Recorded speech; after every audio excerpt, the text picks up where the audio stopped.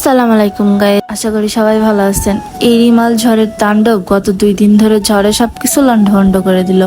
সত্যি কথা বলতে এর আগে এত ঝড় দেখি নাই। যাই হোক, বৃষ্টি মানেই হলো খিচুড়ি। খিচুড়ির কথা মনে পড়ে যায়, যে কথা সেই কাজ। ঝড় থামলে বিকালের দিকে আম্মু বলল সবজি পাকোড়া বানাতে, নিজেদের কাছ থেকে সবকিছু। আর এদিকে আম্মু একটা লেবু ছিঁড়ে নিল। আসলে আমি নতুন, সবাই আমাকে একটু বেশি বেশি করে সাপোর্ট করে দেবেন। তারপর কি এগুলা নিয়ে ধুয়ে কুটে কুচি কুচি করে নিলাম, যেহেতু কারেন্ট ছিল না বাসায়, সেহেতু আলোর সংকেত।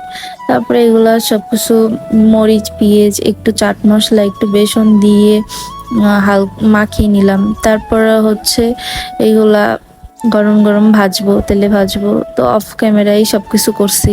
তারপরে যে ভেজে নিছিলাম, পরে অফ ক্যামেরায় সবগুলো ভেজে নিলাম। আম্মুকে বললাম খেয়ে দেখো তো কেমন হয়েছে।